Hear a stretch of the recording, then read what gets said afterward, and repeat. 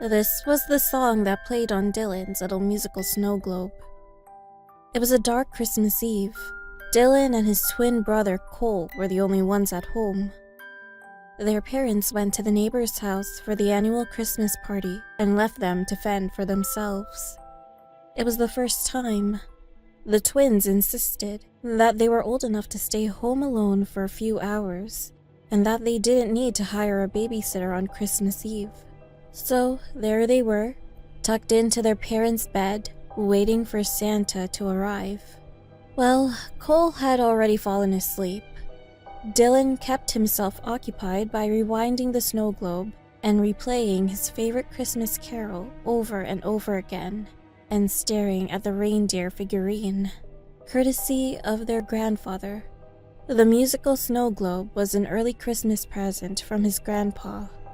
Rudolph the Red-Nosed Reindeer was the only song it played, but he loved it with all his heart. How could he not? After all, it was the last gift he received from his grandpa. The old man passed away earlier that month. He had cancer.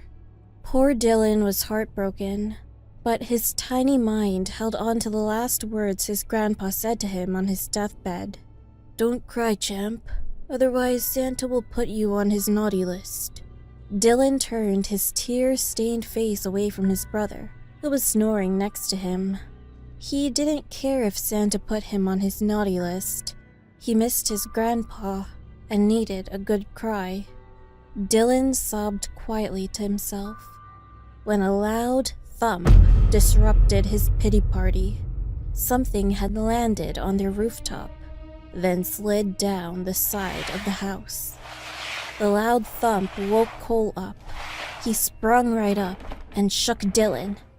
"Did you hear that?"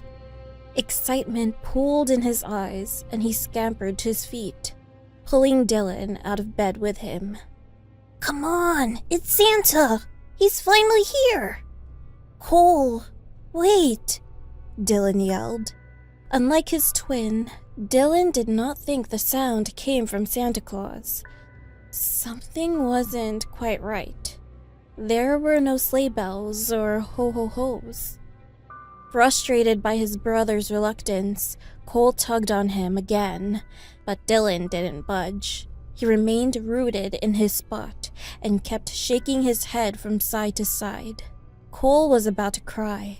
If Dylan didn't hurry up, Santa would leave and he wouldn't get to see him.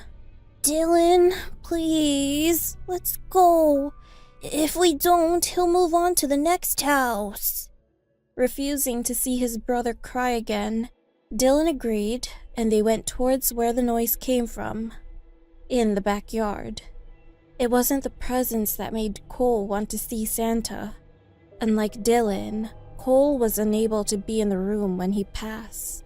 He felt guilty about it, and had written a letter to Santa, asking for a chance to say goodbye and see him one last time. That was his Christmas wish.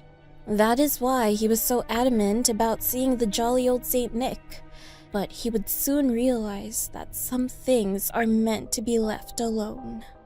Finally, both of them got to the backyard, and that's where the problem started. There was no one there. Cole was scared now and started sweating profusely, even in single-digit temperature. "Dylan, I think we need to leave now," he whispered. "There's no one here." For the first time that night, Dylan agreed with Cole. He suspiciously looked around, and the stark darkness of the place scared him more than he wanted to admit. He nodded and started backing away slowly, but just as they got to the door that led back to the kitchen, they heard another sound. An animal growled from behind the trees.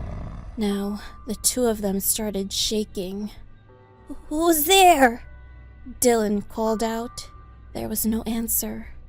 Outside, it was deathly silent, and everything stood still. The wind stopped blowing, and the leaves stopped rustling. The only sound that could be heard was the harsh breathing of Cole and Dylan. It remained that way for a while, until suddenly, something popped out of the shadows. Both of them screamed. They wanted their mommy. A few seconds passed, and they finally stopped screaming. Their hearts pounded heavily in their chests. Cole was the first one to recover. He slowly pried his eyes open and stared in shock at what stood in front of him. Dylan couldn't move. He was frozen in place and too terrified to do anything. "Dylan, look!" Dylan had no choice but to look up and be brave. What he saw was not what he expected. There, standing majestically ahead of them, was a brown reindeer, and its face was glowing red. He stood beside Cole. "Whoa!" he exclaimed, starstruck by Rudolph the Red-Nosed Reindeer, his favorite Christmas character. Cole mirrored the same reaction on his face.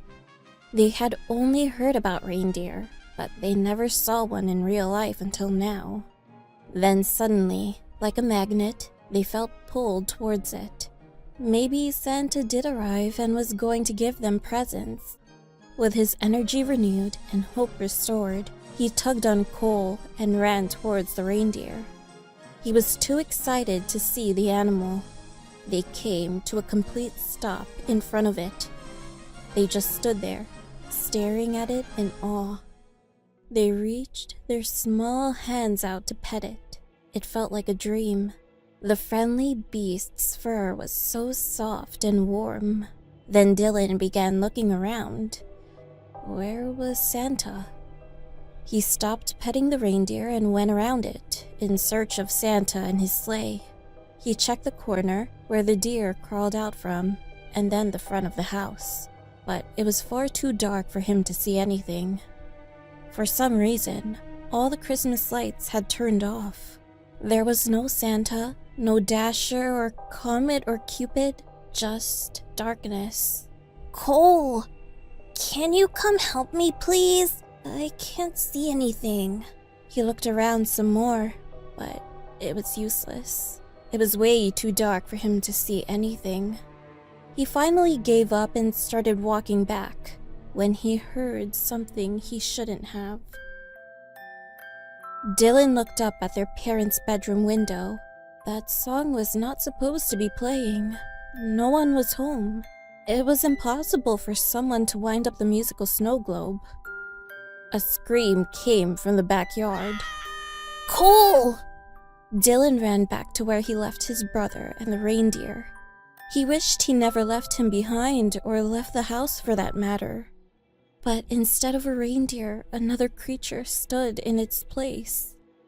It had long, pointy antlers, the face of a deer, and the torso and legs of a human. It was now standing on its hind legs, staring at him, now with glowing red eyes instead of its nose. Dylan held his breath and didn't move a limb.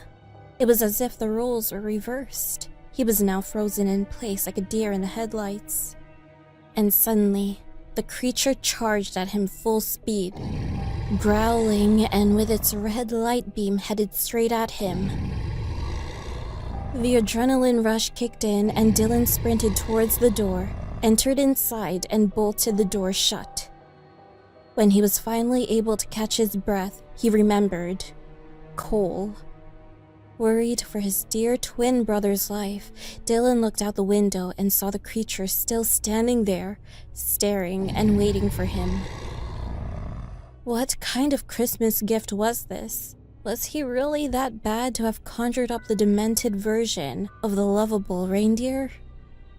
But thankfully, soon after, he heard their parents' car pull up to the garage. When he looked out the window again, the Deerman had vanished.